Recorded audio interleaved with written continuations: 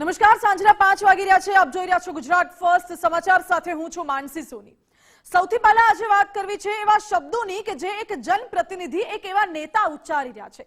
એક નેતા સમાજની વચ્ચે હોય છે, એક નેતા જ્યારે જાહેર સભાને સંબોધન કરતા હોય છે અને એવા શબ્દોનો પ્રયોગ કરે છે, કોણ નિશાના પર છે અને કોનું નામ લેવામાં આવી રહ્યું છે એ સવાલ છે. વાત કરી રહી છું કોંગ્રેસના નેતાની કે જેમને જાહેર મંચ પરથી કલાકારોનું નામ લઈને જાણે કે ઉદ્યોગપતિઓ પર નિશાન સાધ્યું હોય એવો ઘાટ અહીં સર્જાયો છે. સમાચાર મોરબીથી સામે આવ્યા છે, જ્યાં જાહેર સભા યોજાઈ હતી અને તેમાં કોંગ્રેસના નેતાએ કલાકારો માટે અપશબ્દો બોલ્યા. જાહેર સભામાં જાહેર સ્ટેજ ઉપર કલાકારો મુદ્દે તમને અયોગ્ય પ્રકારનું નિવેદન આપ્યું છે અને કહ્યું કે ટાટા, અદાણી, અંબાણીના નામે કલાકારોના નિવેદન પર પ્રહાર કર્યા છે. કલાકારો ભેગા થઈને ગુજરાતી કહે છે અને નાક કપાવી રહ્યા છે તેવું લાલજી દેસાઈએ નિવેદન આપ્યું છે. કલાકારો સામેના લાલજી દેસાઈના આ પ્રકારના નિવેદનથી હાલ તો કલા જગતના લોકોમાં રોષ જોવા મળી રહ્યો છે. સૌથી મહત્વપૂર્ણ બાબત એ છે કે એક જ્યારે નેતા જાહેર મંચ પરથી આવા નિવેદનો આપે છે તો તે કેટલું યોગ્ય છે. પહેલા સાંભળીએ શું કહ્યું તેમને.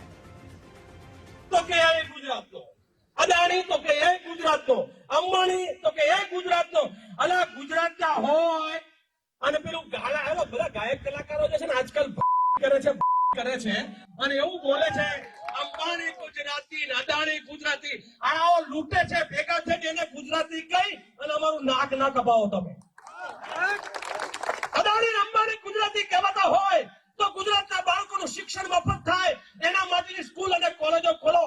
એક હોસ્પિટલ 100 કરોડની ભુજમાં બનાવી હતી તમારા મારા ટેક્સના પૈસે. ભૂકંપ પછી એ અદાણીએ લઈ લીધી, આપણું બનાવેલું લઈ લે છે.